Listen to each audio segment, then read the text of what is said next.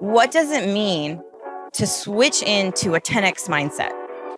What does it mean to achieve things at a completely different rate, different level of impact? It's a moment of identity shift, right? And any direction that's taken, some subsection of what Bitcoin is to people has to be compromised. And so how do we navigate that as a community?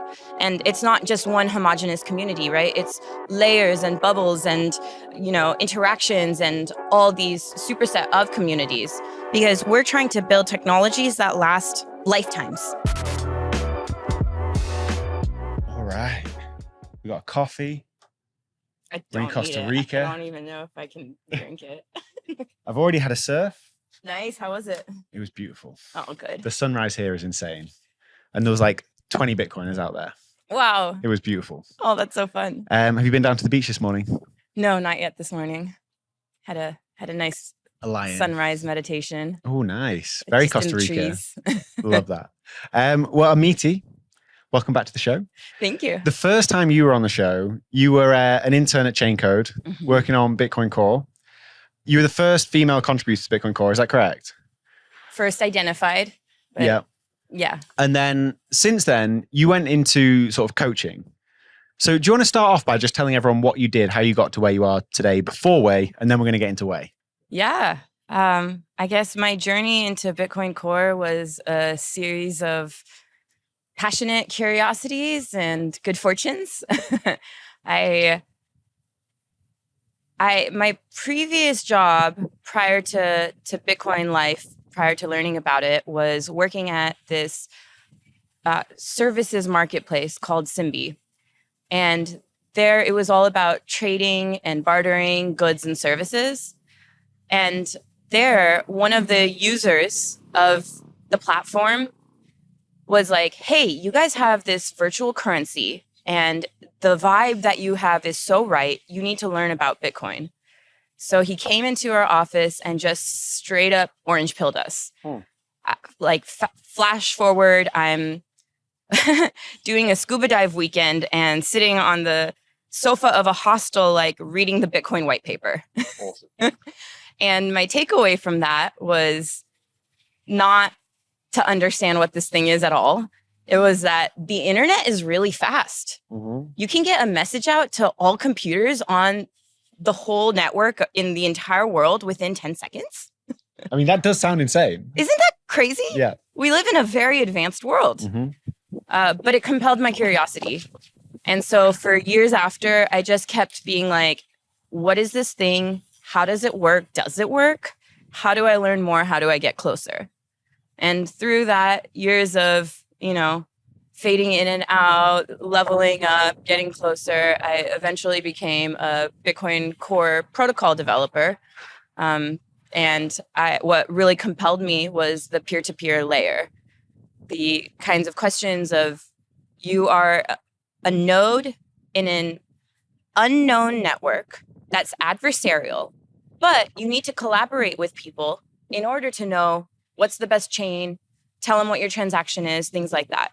So how do you find peers to connect to? How do you decide who to stay connected to? How do you send out your transactions but maintain some idea of privacy?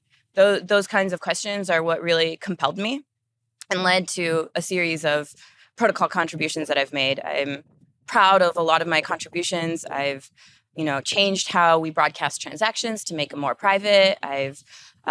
The address manager is what Bitcoin Core uses to manage who other peers are. And with collaboration with Martin, we rewrote the whole thing, changed the address protocol for the network at large. Lots of improvements to long-term thinking for security, privacy. It was a ton of fun.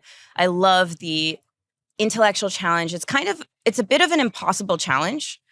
You're trying to make changes in a network where the question, how many nodes are on this network, could be probably a series of academic research papers.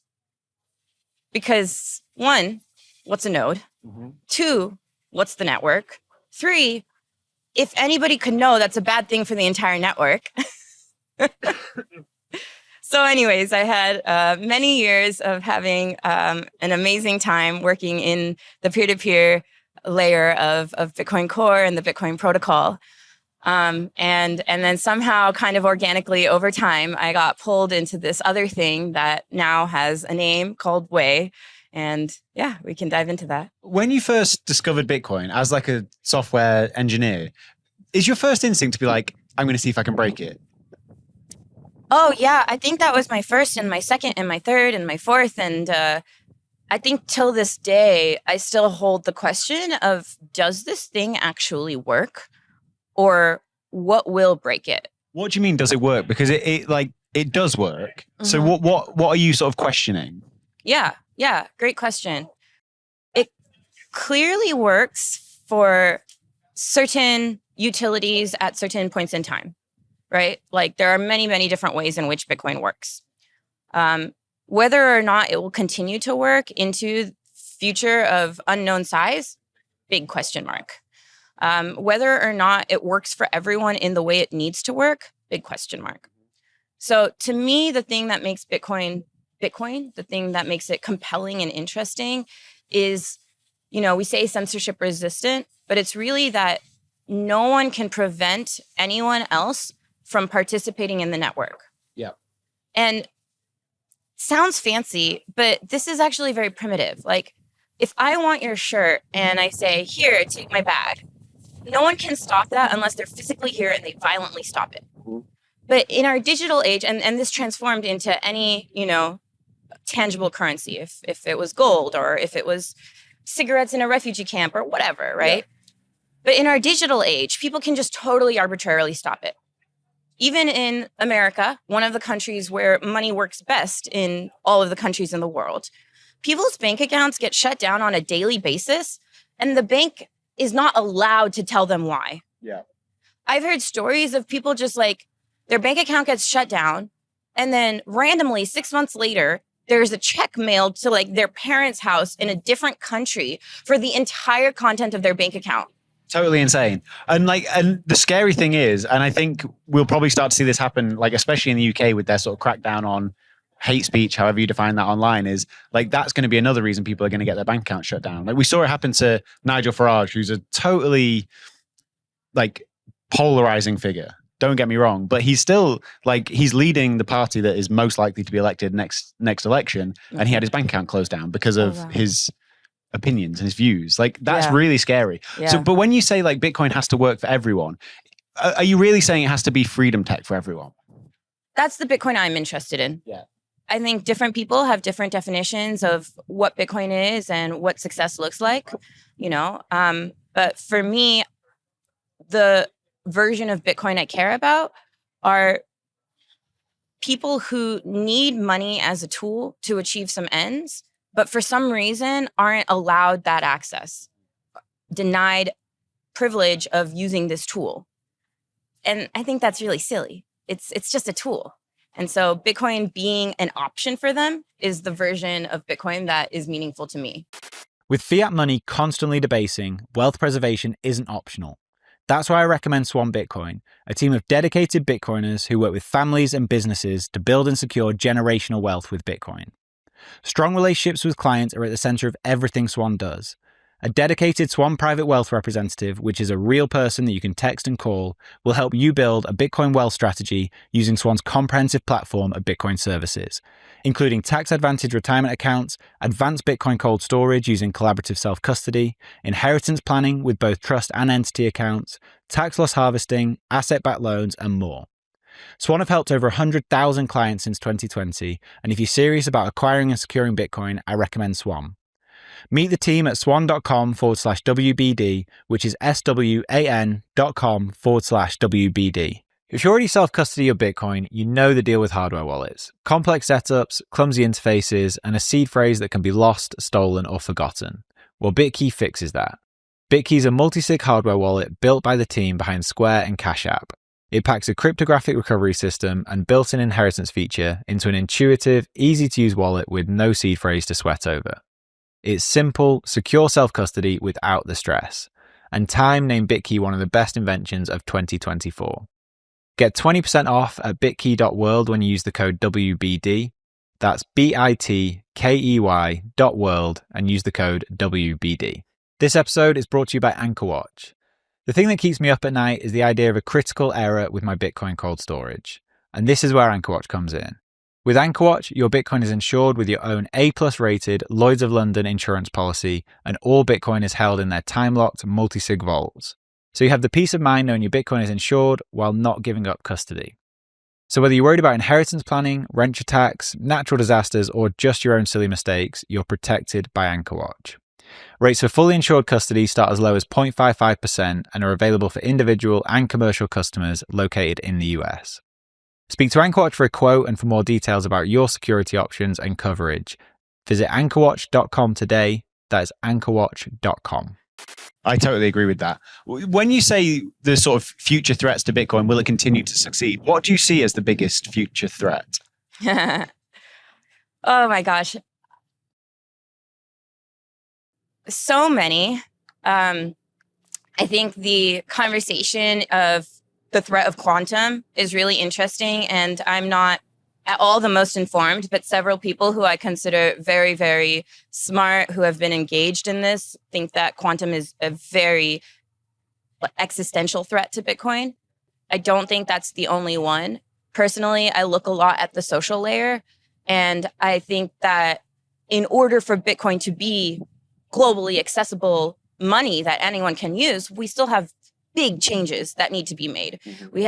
There's privacy, there's security, there's scalability, there's access, there's education, all these things.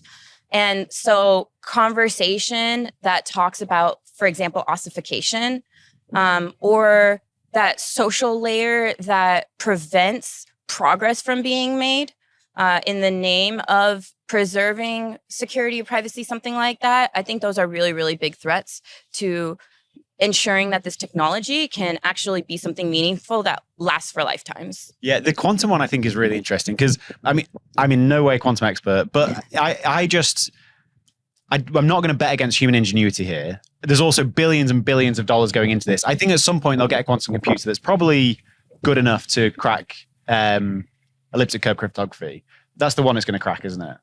Yes. I mean, just checking.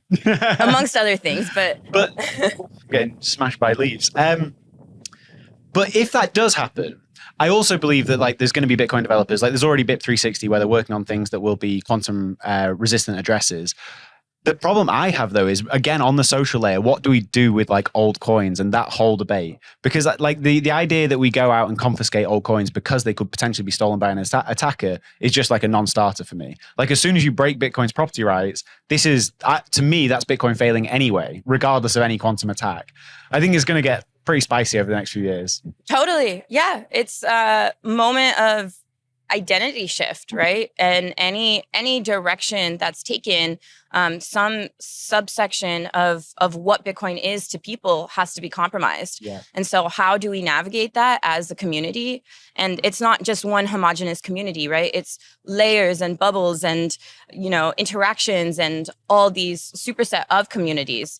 And I think quantum is one example, but my stance is kind of, I've taken a step back from being what do I think is the single most threatening thing? As a dev, I was looking at that, what's something really important, really threatening? And I looked a lot at long-term security and approached that through protocol development. But now I'm kind of how do I support a wide array of intelligent thinkers who are engaged to move forth with their own personal hypotheses, theories of what is the biggest threat and help them be clear enough, solid enough, effective enough to put that into the shared space. Mm-hmm. It's really, I do have a very kind of decentralized ideology, fairly internalized from working on the technical P2P layer, but now looking at it in the social lens, I think that what we need as an ecosystem is competing ideas of what the biggest existential threat is, and different visionaries and leaders who can share to others why this needs to be worked on, people to work on it, implement robust solutions, people to challenge those robust solutions in thoughtful discourse, and, eventually unity as a community to adopt whatever over here, over there. Like, I think if we all focused on the same thing, that we wouldn't be building the future that we need. For sure. Does that make sense? It makes total sense. So I do want to get into what you're doing now, but when did you decide to leave core and why, or stop contributing to core, and why did you decide that? Yeah, totally. So I do have a moment in time, which is convenient for being on a podcast. But basically, 2024, I went to my first Oslo Freedom Forum, and I walked out of that week in just this very energized confusion going, I guess I'm starting a nonprofit. And that was when I decided to temporarily pause coding and see what this nebulous thing was.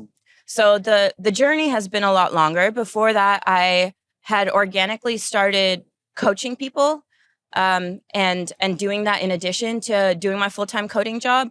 And that's kind of what led to, when I was at the Oslo Freedom Forum, why people in the wonderful HRF community were like, hey, Amiti, everyone is talking about these problems being things like the psychological toil, the challenges focusing on long-term solutions, burnout, these human aspects of working in open source, working on permissionless technology. And the theme, the problems were everywhere. Everyone's talking about it, but they convinced me by saying that I was the only one who was talking about the solutions. And at the time, my form of solutions was fairly organic and individual, and it was in the form of coaching other people, other devs in the ecosystem. And the shift for me was, okay, what would it look like for me to put my attention onto designing scalable solutions, designing a social layer that helps us have more resilience, support each other to pursue long-term meaningful changes. And that's what's led to where Waye is at. And it's been a series of learning. And this past year, I guess 2025, has been an incredible journey of a lot of experimentation and a lot of traction. And so that's just information that, is informing what 2026 is going to look like, where we're going to go. So maybe it's worth starting with the problems, because open source development, I've obviously never done it, but I imagine it's tricky because there's not necessarily one direction that everyone's taking. I'm sure there's sort of structures in there where people are project managing and telling people what they should be working on. Hardly. Or is there not? Is it just literally choose your own adventure, go and write some code? I wouldn't say there's none, but that is definitely not the norm. That's not even close to majority. It's mostly choose your own adventure. And yeah, it's kind of wild. There's a burden of this solopreneur journey.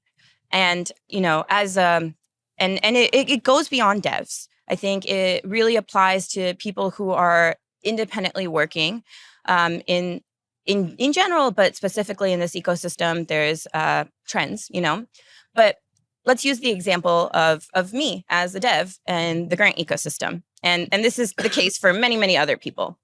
But you have to figure out what you're working on. You have to figure out how to work on it. You have to find people to collaborate with. You have to build your own team. You have to advocate for yourself in terms of fundraising. So you have to market yourself to a certain degree. You have to advocate for your work. So you have to socialize it and market your work as well. In addition to the day-to-day challenges of you don't have a boss. When do you take time off? Is going to a conference taking time off, or is it not taking time off? How many hours a day is a normal amount of hours to work? All of these different things. So you really actually have to essentially run an entire organization as an individual. But you don't think about it that way. You're not a creator. You're not somebody who's like, okay, let me spend 20% of my time doing business development. What are those words? You're like, I'm a dev. I write code. And you're working on some of the most complex systems. Like as a software engineer, I've seen a lot of different projects in the world. And the Bitcoin protocols, the complexity of them are, I don't know, top 5% of complex technical projects easy, It's no joke. And so in addition to all of that as requirements, also like you either, if nobody mentored anybody, the ecosystem wouldn't grow. So hopefully people are mentoring people, and you obviously want to grow because life's no fun if you're not learning. So then you have to do your personal development. And this is just off the top of my head. And like, not to be, I don't want to be mean here to developers, but you don't necessarily think of developers as being excellent marketers. Like they're incredibly different skills. What are you talking I'm about? sure some of them are great at it, but I mean, they're very different skills. So like, yeah, totally. How do you address all those problems then? Are you going in and like teaching people about business development and marketing and how they can sort of sell their ideas? Okay, great question. How do we address the problems? And, I wish it was a silver bullet, but really the answer is in a layered way. And before we get right there, I want to talk about one more thing that I find interesting on the problem front, which is our research report has coined this term, the tyranny of permissionlessness. And I think that's really interesting to focus on, because the idea is that the same values, the freedom to work on whatever you want, nobody can stop you, just do things, right? These values that lead to these technologies that we're passionate about can be kind of oppressive when applied without intention to human systems. And so this double-edged sword, this tyranny of permissionlessness, I think is a very interesting way to put a label on something that we face as an ecosystem challenge. And I think it's important to recognize it as an ecosystem challenge, because if we only treat it as an individual challenge, it's not that we can't address it at individual layers and that there's value, and we do, Waye is doing that. I've contributed to working on that. But I think what's really important is that we realize that this is a shared challenge. And if we treat it as such, there's so much that we can do to work on it. And so what I'm doing and what Waye is doing is hopefully part of the solution. But the world I want to live in is a more robust, decentralized, permissionless ecosystem. And it's this opportunity to radically rethink how work works. We know that there's tons of companies that are business bureaucracy that exist in the world, and people who show up to their job but don't actually do anything. And there's a lot of ways that conventional structures don't work, whether it's for certain people or for, certain businesses, for example. And we have this opportunity to build an entire new way of working. And we're seeing so much traction in that. The grant ecosystem right now versus when I started contributing, like early 2019, is a completely different space. In addition to the grant ecosystem, there's so many different, like shops, like engineering shops, right? Chaincode, Brink, localhost 2140. So we're in a different, and also onboarding programs. There's programs, Bitshala, Bitcoin for open source, Vincent, blah, blah, blah. It's really cool. There's so much going on. So anyways, I just kind of want to mention that looking at it at that ecosystem lens, I think is the most powerful thing. And now I'm happy to drill into what Waye does and how we address that at different layers. But I want to pause there. Is this making sense? It makes total sense. So what's your sort of overall take on the grant ecosystem? Because there's obviously a few companies doing, I'm sure there's more than I can name, doing really good work. There's OpenSats, there's Brink, there's HRF, Chaincode. Like, have we got enough people funding this development? Oh, if you want an answer to that question, have you seen that report that, is it 1A, 1Z? Yeah, they're great. That they've put out. I've not seen the report, but they are great. Well, they have a report, and they look at the funding ecosystem, and I think that puts forward the information of, is there enough? And if you ballpark it compared to any numbers of like looking at Bitcoin and it's, whether it's market cap or the amount of development fund compared to if it was a company or anything like that, it's a tiny fraction. Does that report say how many million go to developers every year? I think so. I It's don't too remember small a off number, the top. I mean, it's a $2 trillion project that these people are working on. Right. Like that should be. And so if that was a company, how much would be spent on, first off, engineers, which is easier to quantify, but also for Bitcoin to succeed, we need a lot more than engineers. Yeah. We need educators and builders and project managers and like all sorts of, recruitment, like all these dimensions we have are real, So it's hard to make a claim that there's sufficient funding, but I also think that funding is not the only issue. And do you think so? From my understanding, the way these grants often work is sometimes there'll be sort of monthly payments to work on a project. Sometimes they'll do long-term grants. Like, is the structure of the grants sufficient? Yeah. Okay. So there's a couple things. You mentioned Brink, Chaincode, localhost 2140. These kind of Blockstream. They have more of primarily employment models, and a lot of them have in-person like offices and additional elements that go to that. Then there's the series of organizations that are primarily grant oriented. So HRF, Spiral. I mean, Spiral also has an in-person aspect, but Spiral does a lot of grants too. So HRF, OpenSat's obviously huge. BTrust is coming onto the scene. Yeah. So the grants are more like we give you X amount of money for Y amount of time. 1 year is fairly standard, but some are less, some are longer. And but 1 year, even 1 year, which is great, it doesn't give you that much security on what you're doing. 100%. I think that our research report gets into this, but I also personally strongly believe that there's a bit of a disincentive, and I'm seeing it play out a lot because we're trying to build technologies that last lifetimes, right? In order for Bitcoin to succeed, it better be going when I'm no longer on this planet. That's the Bitcoin I want, and not just Bitcoin, all these things, like whether it's Nostr, whether it's other layers of Bitcoin, etc. So in that context, when you look at, hey, we're going to sponsor 1 year of work, it's a very narrow amount of time. And the people who have done the most meaningful changes, the biggest changes. So someone who I respect immensely, who is, just my favorite, is AJ Towns. And he has been contributing in this ecosystem for, I don't know, higher than I can count.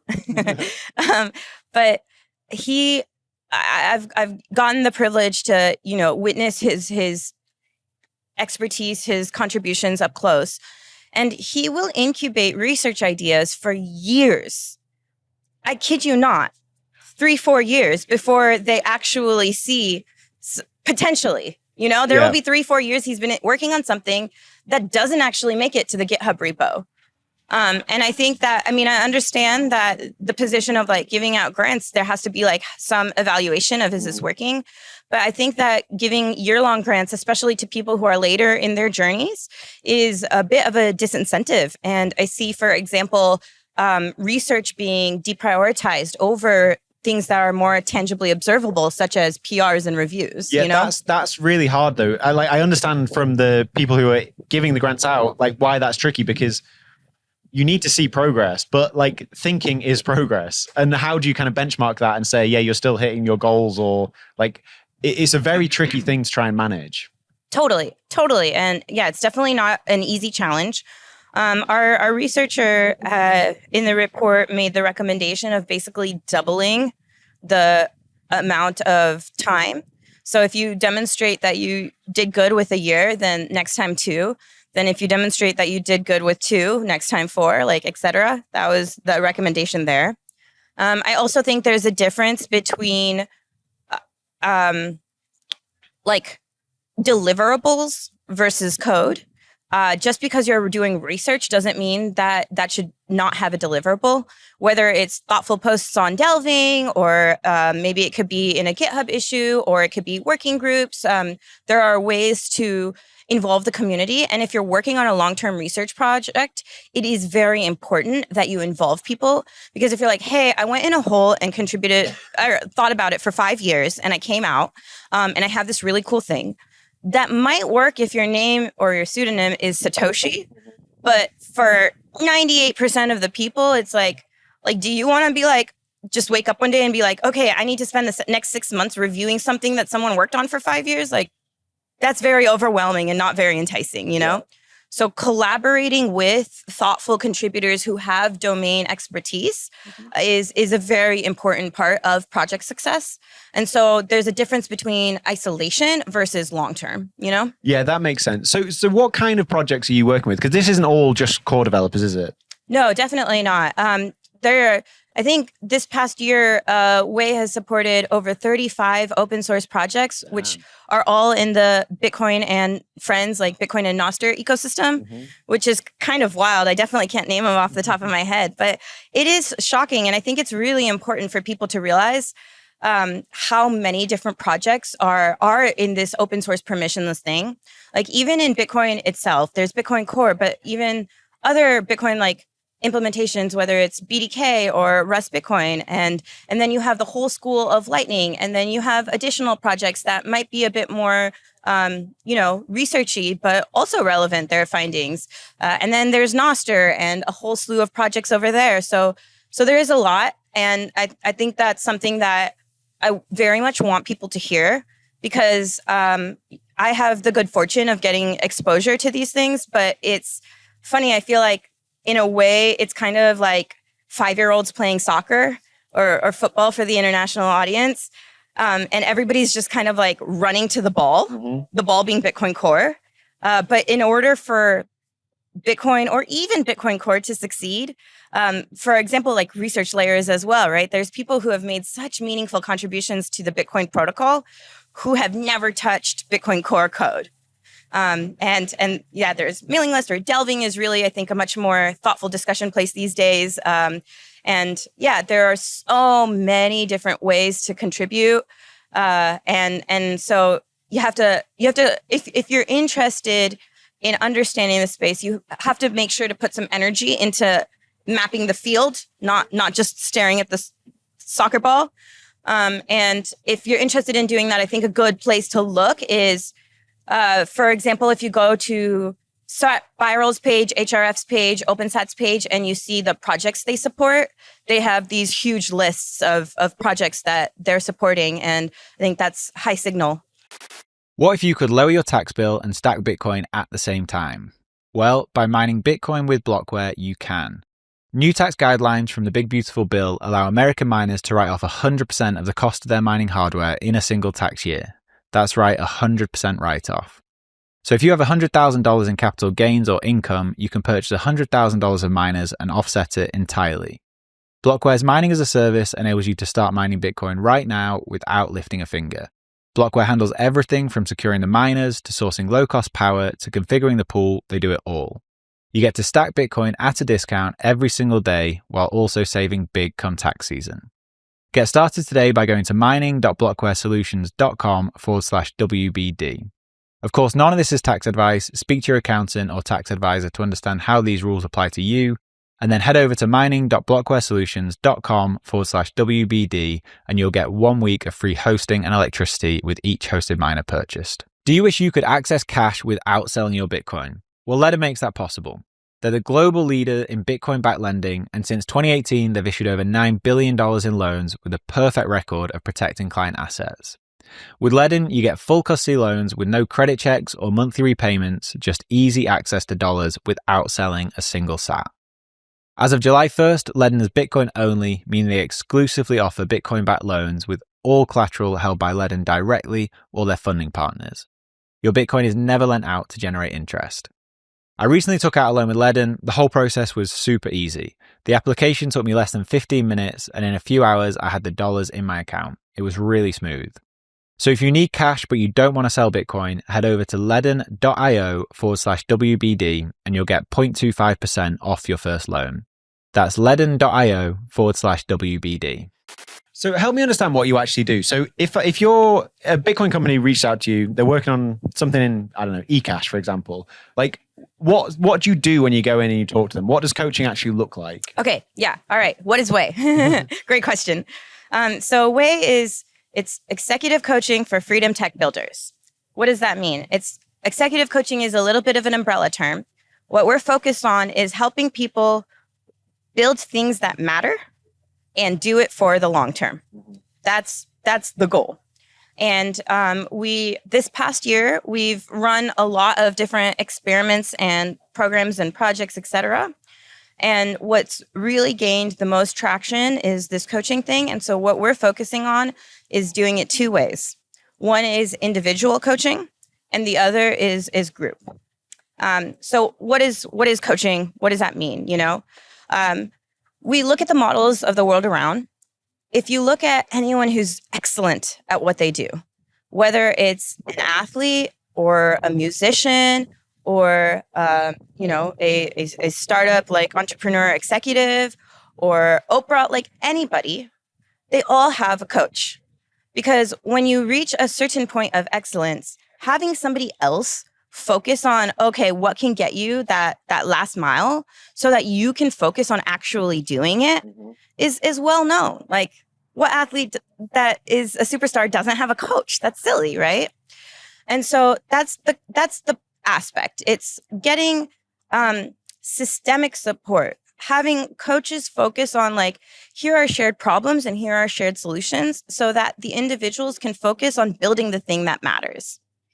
And it all starts with, whether you're doing it in an individual format, whether you're doing it in a group format, it all starts with identifying what is the single most important thing that matters to you right now. And having support shifting into that long-term mindset is extremely meaningful when we live in a world. I mean, everyone in open source, there's 100 million directions pulling you. And everybody in the modern day has 100 million directions pulling you. We come out of hustle culture. And so really spending time to create intentionality of like, hey, this month, this year, what is the dent I want to make that is going to make, whether it's Bitcoin Core, whether it's my Noster project, whether it's a research project, what's the dent that is really going to improve our collective knowledge or our collective tooling? What's the one I want to focus on? And having that clarity already is such a big deal. And then the next step is, how do I focus on it? Mm-hmm. And what are if there's someone who's working on like open source software right now who wants to use Waye, how do they actually do it? Do they pay for the services? How does it work? Yeah, totally. So we've gotten some grants, the kind support of HRF and OpenSats. Mm-hmm. And we have run programs that are open to freedom tech builders. We have a proof of work model. Strongly believe that, I personally, the reason I care a lot about this is kind of what we were talking about, that individual ingenuity and having people put forth their own ideas. Like, I think that what we need to succeed as a space is a diversity of thought. I come from being the first female, and the gender diversity thing has always been very in my face, and I'm passionate about that. Also, very passionate about geographic diversity. Mm-hmm. When I started in Bitcoin Core, there were 0 contributors from Asia, Africa, and South America. And so I'm very glad that that's not the case anymore. But if we're working on a global project, it should be global. Mm-hmm. Duh. But really, really what we need is a diversity of perspectives and a diversity of thought. And that's the hardest thing. That's much harder to measure than what we look like.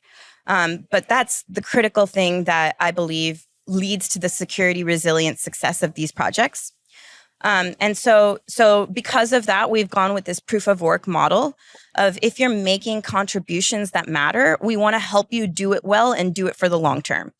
So our funding source is we're trying to get it more independently.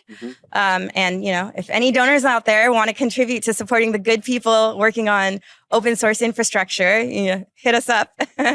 But that's why I strongly believe that I don't want to reinforce systemic biases. I want to challenge them. Yeah. Can we talk about diversity? Because for some reason that's become almost like a dirty word, especially amongst Bitcoiners. Right? Dangerous to use on a pod. But everything you say makes sense. If it's a global project, there should absolutely be contributors from Asia, from South America, from Africa, from all over the world. That's just obvious to me.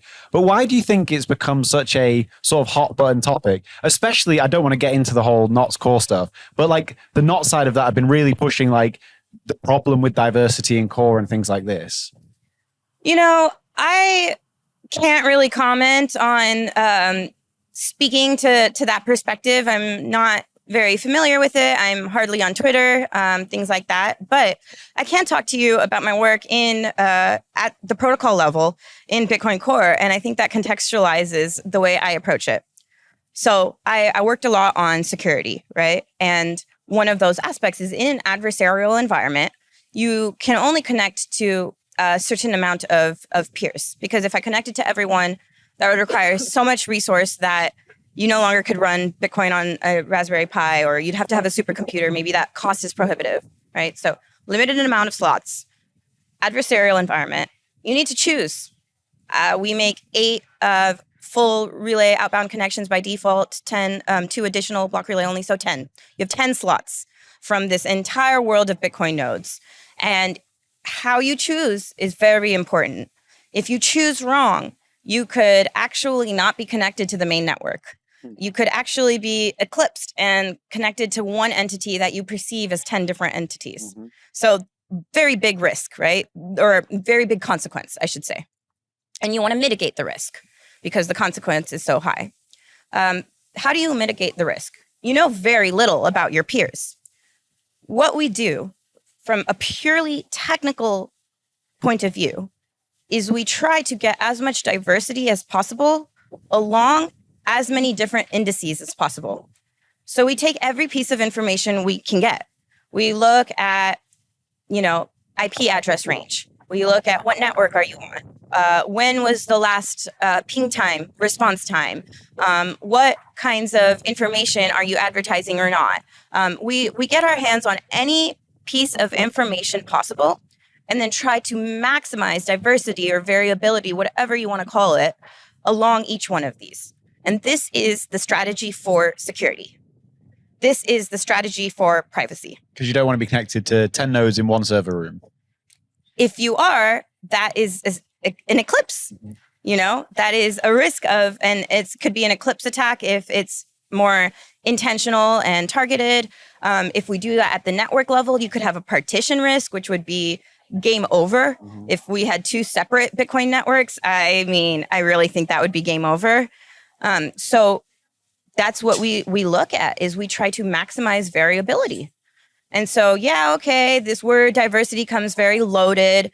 But I come from the background of having a very technical view on it. And genuinely, if you go to the GitHub repo of Bitcoin Core right now and you type in diversity, you'll see a bunch of PRs that are probably mostly in the P2P layer that have diversity and security, probably in the title, a couple of which are mine, but others too, I'm pretty sure. I haven't checked this. I'm just kind of guessing, but I feel fairly confident claiming something like this. So I think that it's, any good thing can be hijacked. Any well-intentioned thing can be transformed into something else. And so I think if you're we must have diversity, and what that means is quotas, that can lead to undesirable consequences.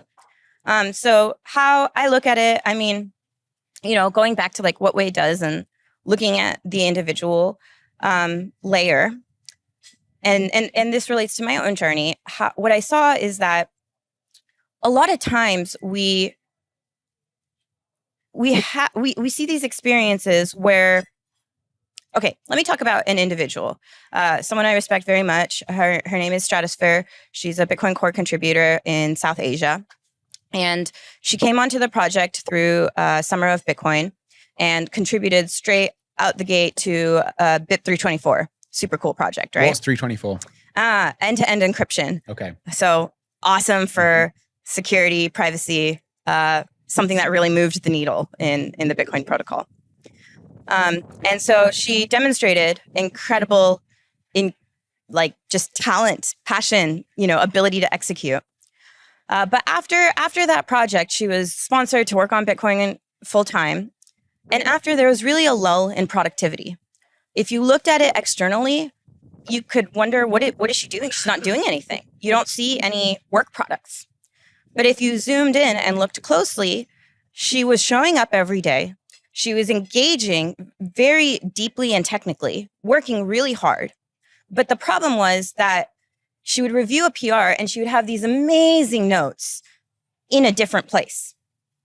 Those notes weren't translating into leaving the review comment. So why was she doing it that way? Right. So first was she didn't realize she was doing that. It was just kind of I'll review the PR. Oh, yeah. I mean, I'll get to that. But then the next PR caught her attention and she was doing the deep work. And so she was one of my first coachees. That I think it was before I used the word coaching. And I saw it wasn't technical mentorship that she needed. She was already incredibly badass problem solver. It wasn't some technical tool. What she needed was a mirror held up to help her realize that she wasn't hitting the green button and leaving the review comment. And when it was, there was a very specific period of time that we were working together. And in this role of what I now call coach, I held up that mirror and showed her like, hey, dude, you're not actually doing that last step, which is less work. One. Yeah. She was just like, oh my goodness. And once she saw that, she couldn't unsee it and broke that pattern. And so why is she doing that? I mean, I can comment at a higher level of, I've seen that not just with her, but with myself. And I've seen that with many other women. And for some reason, women have this tendency to overthink before, it's not, oh my God, you're not doing the hard work. It's not, oh my God, you don't have the technical engagement. It's this level of hindrance before you post the review comment. And that is a critical difference. And I've seen other trends too. I've seen this huge trend with Africans where they will not submit the funding application. And you go, why? And I think that the person or the lens that could best answer why would be some historian or something like that who could talk about colonialism and the entrenched systems that still run the world and how that shows up in individuals and how that translates into individual Africans feeling intimidated to ask for funding. And it's not like they're sitting there like, no, I'm not going to ask. They're like, oh, I'm just going to do a little bit more proof of work. Oh, once I have a bit more in my repertoire, then I'll be in a good position to ask. They don't realize that, hey, it's been 6 months and no one's paying you and you've done amazing work until someone helps them realize. I saw you do your talk at the Africa Bitcoin conference and you asked the question, who here is nervous about asking for money? And every single hand went up. So clearly that's a real problem. Yeah. And I wonder if that's just down to valuing their own work. Yeah, I mean, it's hard for me to comment on. Those aren't my areas of expertise of really why it happens. But I see that there are these trends and there are certain patterns that hit certain groups of people harder. Yeah. And I can comment a bit easier just anecdotally on what I've seen with women and what I've seen with Africans. But this is true for everybody. We all have the things we're good at and the things we're hard, that are harder for us. Mm-hmm. And that's why that coach can really help you see the thing that is actually a small amount of effort, but a huge amount of gains. I need a coach. We all do. One sec, sorry. I was just seeing how we're getting on for time because I know Alex wants us to start at 9:30, but we're doing good. No, start at 10. Oh, okay, cool. Yeah. We're great. Okay. So yeah, I think we all need a coach. And yeah, I mean, so do you want to get into some of the mental models that have been really cool and can we go on a different tangent first? Sure. Because when we've been speaking over the last couple of months, you were telling me that you've gone down a kind of neuroscience rabbit hole. Oh, great. That's the same thing. Okay, perfect. So what's the rabbit hole? What have you gone down? Oh my God, so many. All right. And why did it start? Like, what made you sort of start looking into this? Oh, personally, neuroscience is just very fascinating to me. I have this naive, optimistic lens that it's the source code of like how we work, of what is a good life, you know? And I have a very technical, nerdy brain. And so neuroscience, I'm like, does it hold all the answers? Does it? I mean, I'm hoping. But yeah, so I've learned a lot about neuroscience, and obviously I'm not a neuroscientist, so anything I share comes with that strong disclaimer. But with Waye, we do have a neuroscientist that we work with, and so my claims have been reviewed by someone who does, you know, has had real world experience, and I think how I'd like to approach this is talking through one example of applying to ourselves, like how to work on something that matters. So I want to share something that came up from a OS Reboot, which is our group coaching protocol that happened this year, and then work through. I mean, you got a little glimpse of the 10X framework, and then talk about the neuroscience of that as well. So kind of like do the full stack. How's that sound? Okay, cool. So earlier this year, Waye ran a OS Reboot, as I mentioned, group coaching protocol for a group of Noster devs. The lead facilitator of that was Amiti Uttarwar, who is the CEO of Democracy Labs here in Costa Rica. Awesome. Extraordinary human being. We are so lucky that she has shared her knowledge, her passion, her expertise with us. And what she came in with was very, out the gate, very strong, was this idea that 10X is easier than 2X. This is based on a book by someone whose name I don't remember, but the mental model is really interesting. So our natural mode, passionate people trying to help the world do something better, is to find those 2X improvements. How can I be more effective? How can I achieve these goals quicker or better, whatever, right? 2X linear thinking, that's very natural to us. And the metaphor for that is building a faster airplane. We already have an airplane. It's taking people where they got to go. We want to make it faster. How do we do that? Let's innovate. Let's experiment. Let's build, make a faster airplane. The idea of switching into a 10X mindset requires stepping back, which is a very uncomfortable process. And one of the key reasons having external support is valuable. Stepping back and going, what does it mean to switch into a 10X mindset? What does it mean to achieve things at a completely different rate, different level of impact? And the metaphor here is stepping back and saying, I don't need a faster airplane. I need a rocket ship.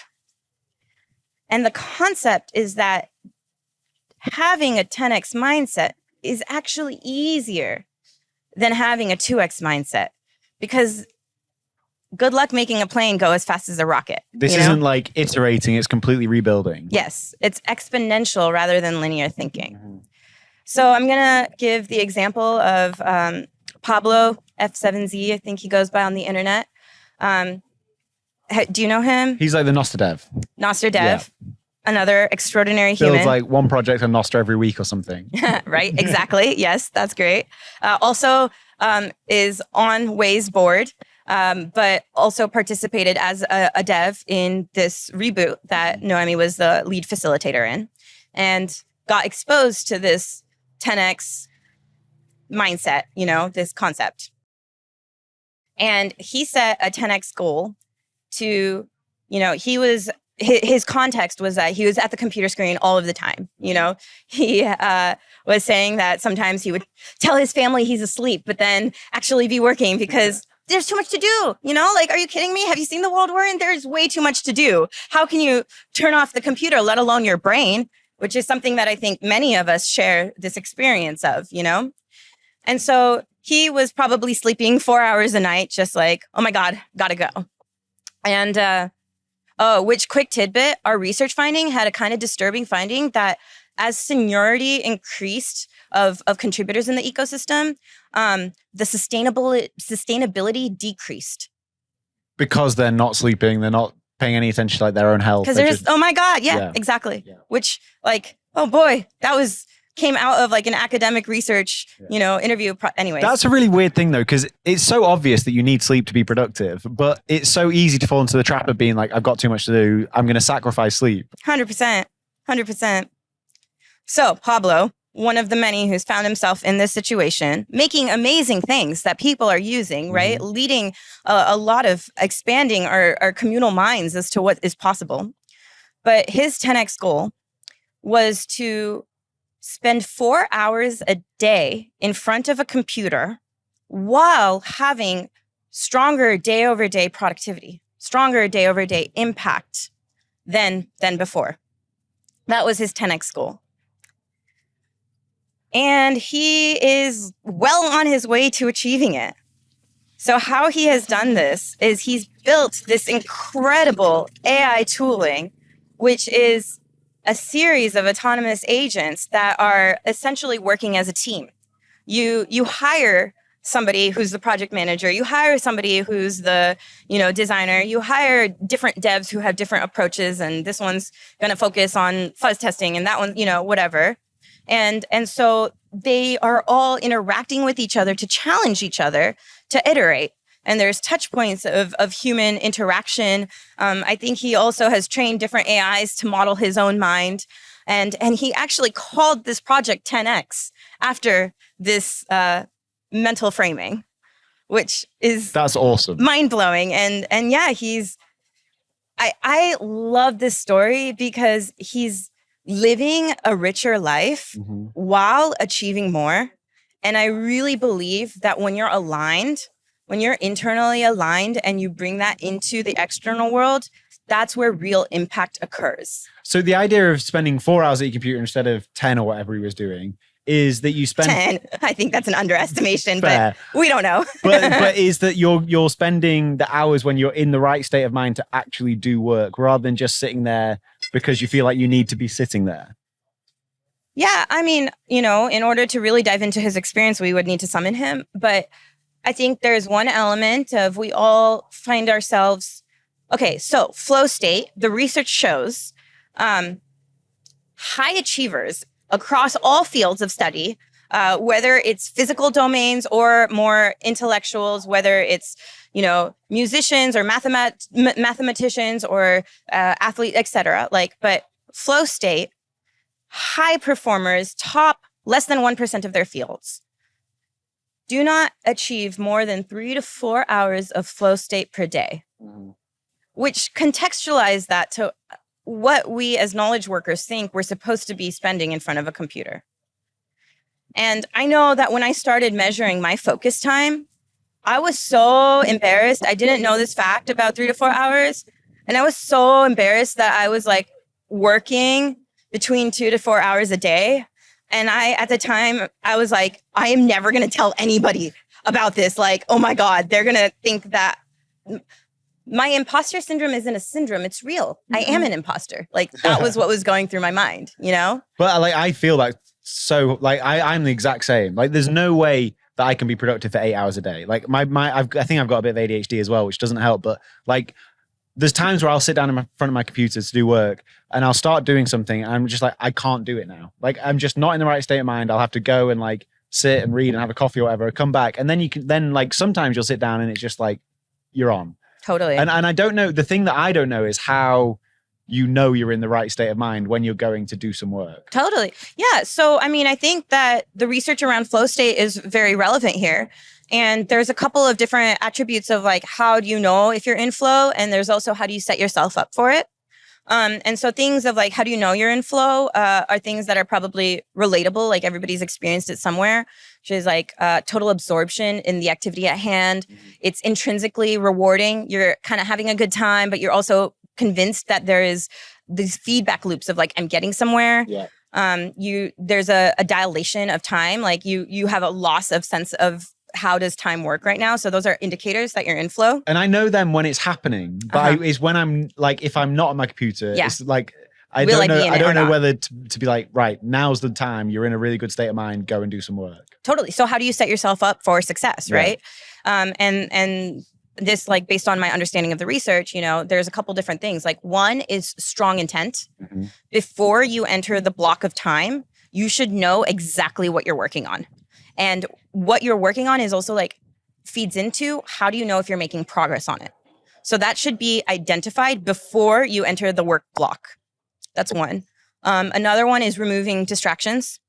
Flow state is really interesting. It's actually in the research, it's called exploitation mode. I think that's the neuroscience lens of the way it interacts with like your hormones and chemicals and neurotransmitters and things like that. It's called exploitation mode. It is not meant to be sustained for extended periods of time.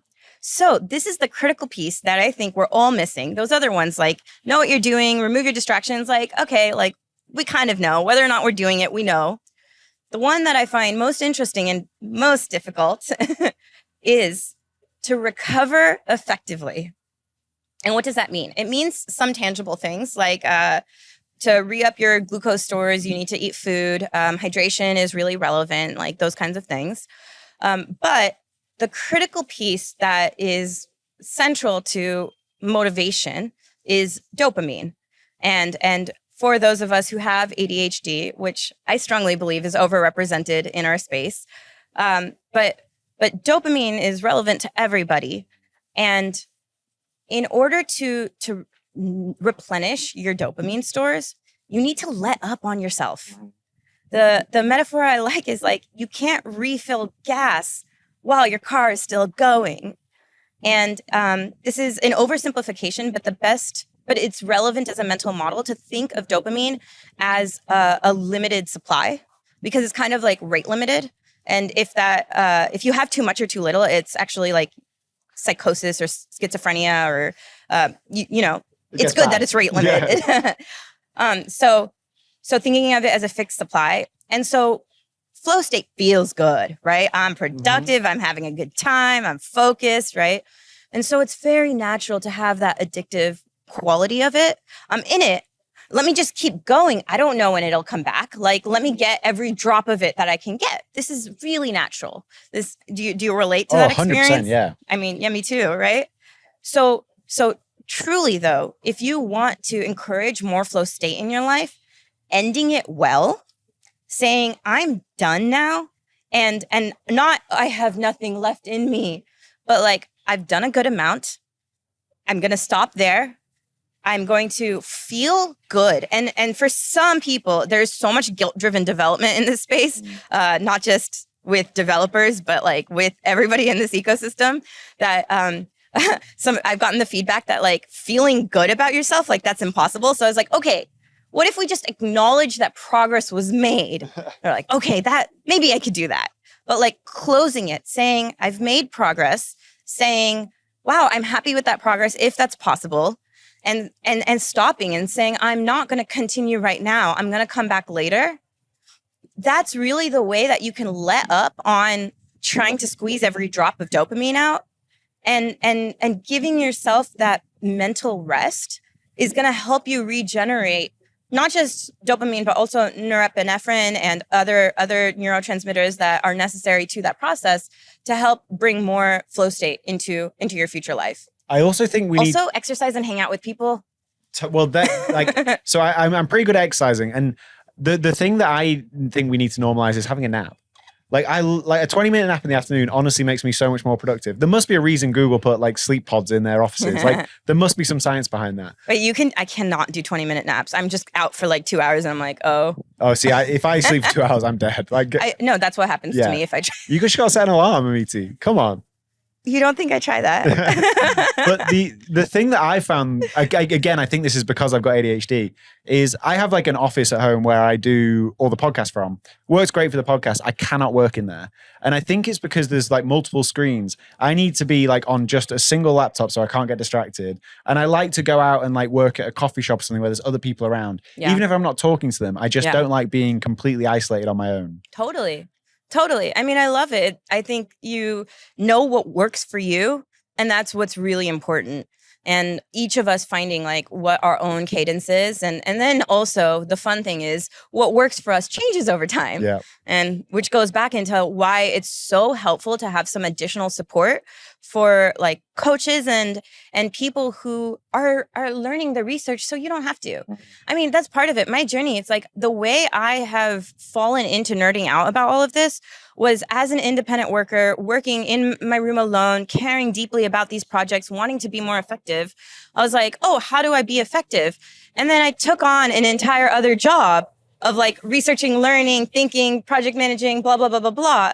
And part of building Waye is like, if you just want to do your job really well, and your job is building these freedom technologies, working in a permissionless ecosystem and stewarding our decentralized future, I want you to have the support to do that. So going back to kind of ecosystem vision and grant, like the role of grantors and grants in it. So we have some shops that are like, you know, more like full-time employment. But I also see this decentralized vision of the future. And if you look at funders like HRF, OpenSats, et cetera, as verticals in that space, you have as an individual this amazing opportunity where the work you're doing is unentangled from the people who are offering financial sustainability. At a normal job, if the people don't want to pay you to do it, you can't continue doing the work. You know, your access is removed. But in open source, it's different. And in decentralized development, it's very different. And so you might, you know, maybe one of those orgs is not aligned with the way you're approaching things. You have other options. And that's really cool. You can mix and match according to what suits you and what aligns with your point of view. And so if we look at those as verticals, the world I want to see, my vision of our decentralized supported future is that we have a lot more horizontals. And these horizontals are things that would be comparable to stuff you find at a company, especially if done well. You know, like having an engineering manager that's a good manager is amazing for helping you grow the size of project you're able to take on. Mm-hmm. Or having, you know, offsites are wonderful for reminding yourself that you're human, you know? And so having more horizontals. And an example of this horizontal that has existed is the Legal Defense Fund. You know, and they had a proof of work model. If you've done meaningful contributions and you're under threat because of this legal concern, then we're here to support you. Mm-hmm. And Waye is another horizontal. It's executive coaching of if you've done things that matter, we believe in you and want to help you do it for the long term effectively. And so based on this proof of work that you have, you get access to executive coaching. And that's another horizontal. And I want to see many, many more. I think there's additional legal support that people in our ecosystem could really use. There's additional mental health. Like, I mean, so many people really want actual proper mental health support, and Waye is not that, but I would love to see people do it. I would love to see people do something that directly competes with Waye. I think that's a sign of success because we're in a decentralized ecosystem, not in a, you know, I want to run a company and have the market share. Like, no, we should have alternatives. If somebody doesn't align with Waye's approach, they should have alternatives. And this is really critical because as individual contributors who are working in unaffiliated ways, like that individual human ingenuity is what I see for a robust, resilient, long-term ecosystem. And financial sustainability is a very critical aspect, but there's so much more to sustainability than just financial. And so having that kind of multidimensional support, and that's the world I want to live in. And that's the world where I think it loops back to what you're saying, because you figured out things about the way you work. Like me, at this point in time, it's hard to imagine me going back to an office because I work terribly in coffee shops. I listen to everything everywhere. I'm like a little puppy, you know? See, I work terribly in silence. Exactly. And so a bit of background noise helps me zone out. That's just like my white noise to work in. And I can't have headphones in listening to something. That distracts me. But if there's just white noise, I'm good. That's awesome. I love that you know what works for you. And so iterating on that, you know? Yeah. And I think we can all, that's why there is no one size fits all. I mean, that would be so cool. Mm-hmm. But also it would probably make a less interesting life. That's true. I do have an 8-hour whale song playlist that I have on YouTube that I listen to while I work sometimes as well. Are you serious? Because I just need something in my head. Whale songs? Well, it's just like, They a sound drone. so bad. Yeah, I know. It sounds hilarious. terrible, but it's just like, it'll help me just zone out and actually do my work. Oh my God, that's hilarious. There you go. Amiti, this has been amazing. Wait, before we go, can I share some like a bit more about what Waye has been up to and what Waye's about to be up to? Absolutely. Okay. And tell everyone how to find it as well. Yeah, totally. Okay, so this past year has blown me away in terms of traction. Waye has supported over 150 freedom tech builders coming from over 35 different countries, which I'm just completely astounded by. The stories of impact you've heard, I guess just 2, but oh my God, I could talk your ear off about, we need to do a better job of sharing them because it's really blown me away. People who are either, oh my God, I'm on the brink of burnout, or things are blowing up. And this has really helped me focus on what's important to be more efficient, to level up the whole spectrum of things. We have, I think I mentioned we've supported so many different open source projects. And yeah, we're doubling down. This upcoming year, Waye is partnering with HRF. We're going to be supporting 50 HRF grantees. We're in talks with other organizations and looking. Right now, we have really big wait lists for these programs. So I highly recommend if you're interested in staying up to date with what Waye is doing, you can find us at www.waye.dev, waye.dev. Please include it in the show notes. I would recommend signing up for our newsletter. We have yet to send a mail, but we're working on it. And the next time we launch a program, which, donors, you're very invited to help us reduce the size of these wait lists. But the next time we launch a program that's open source that is available, we're going to definitely message out the mailing list. So any questions, you can email us, hello@waye.dev. And to be clear, it's not only for developers, it's for freedom tech builders. Yeah. That's awesome. Thank you for this, Amiti. Thank you been so really much. Cool. I think it's an amazing project. And, I'm so glad. And I've had fun. It's been great. I've had a great time. Thank you.